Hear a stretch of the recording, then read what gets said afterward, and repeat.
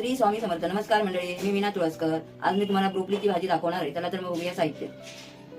ही broccoli आहे, मी साफ करून धुवून वगैरे उकडून ठेवली. याच्यामध्ये मीठ टाकून त्यानंतर ही वाळून फोडणीला द्यायची आहे. फोडणीसाठी तेल आहे, तेल, कांदे 2 आहेत मध्यम आकाराचे बारीक चिरून घेतले, कढीपत्ता, 7-8 पाकळ्या लसणीचे आहेत ठेचून घेतले, 4-5 मिरच्या आहेत त्या बारीक करून घेतल्या, हिरवी मिरची. फोडणीसाठी हिंग घालायचं आहे, हळद, थोडासा मालवणी मसाला टाकणार आहे. तुम्ही मिरची पण टाकला तरी चालेल. चवीसाठी मीठ आणि कोथिंबीर आणि थोडीशी चवीपुरती साखर. त्याच्यामध्ये जरा कढीपत्ता धुतलाय म्हणून घालून ठेवते, म्हणजे तो गरम होईल थोडा. आता कढीपत्ता गरम झालाय, कुकर गरम झाला, तेल टाकून घेते 4-5 चमचे. टाकून घेते बारीक करते, साखर घालून जरा परतून घेते. कांदा पण टाकून घेते, कांदा टाकून घेते आणि मिरची पण टाकते. म्हणजे सगळं एकदम भाजून घेते. हिंग टाकून घेते थोडासा, हळद, थोडी हळद, थोडं भाजते चांगलं.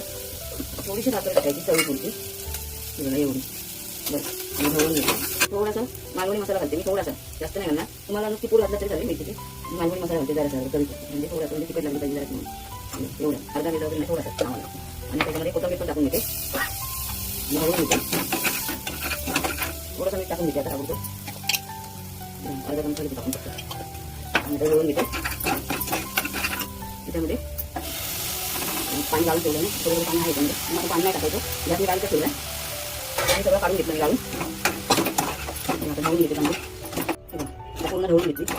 खीर बनवायची, पातळ नाही करायची, पाणी नाही टाकायचं. तर आपण काही उकडून घेतलेली आहे ना, गरजच नाही पाण्याची. चांगली शिजलेली आहे. आता मी काय करते, 2 मिनिटं म्हणजे 4-5 मिनिटं तरी झाकण मारून ठेवते, गॅस बारीकच ठेवला. आता आपण उघडून बघूया, 5 मिनिटं झाली आहे. ढवळून बघता किती छान भाजी झाली आहे, एकदम किती मस्त.